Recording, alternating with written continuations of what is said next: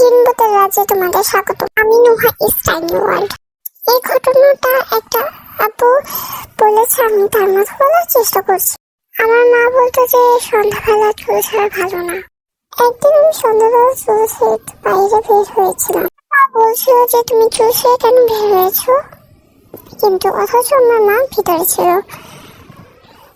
এটা বলার পর আমি বললাম যে মা, আমার চুল এখন তো ভিজা, তো আমি এখন চুল ছেড়ে যাচ্ছি। আমার মা বললো যে কেন, তুমি জানো না যে সন্ধ্যাবেলা চুল ছাড়া ভালো না, আর সন্ধ্যাবেলা চুল ছাড়লে যে ভূত ধরে। আমি বললাম যে এগুলো আমি বিশ্বাস করি না। আমার মা বলে উঠলো যে এগুলো বিশ্বাস করা ভালো, কারণ এগুলো আসলে আছে। আমি বলে উঠলাম যে এগুলো বিশ্বাস করি না, কারণ এগুলো কোনোভাবেই হতে পারে না।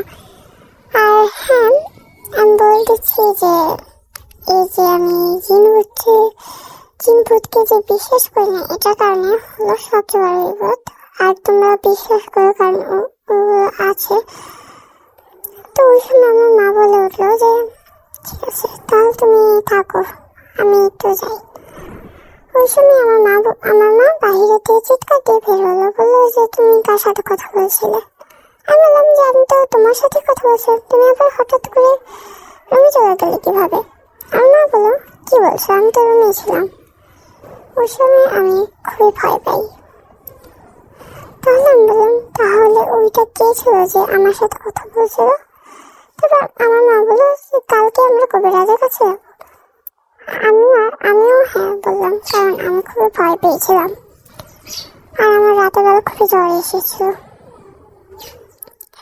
আমার মা কালকে সকালে আমাকে কবিরাজের কাছে নিয়ে গেল। কবিরাজ বললো যে ওটা কিছু ছিল না, কেউ ক্ষতিও করে না। আর আমাদের তাবিজ দিল আর পুরো বাড়ি বন্ধ করে দিয়েছে। এখন কিছু হয় না। তো তোমরা সবাই দোয়া করো, আর তোমরা যারা যারা আছো সন্ধ্যাবেলা চোখ খুলবে না, আর আমার জন্য দোয়া করো। আল্লাহ হাফিজ।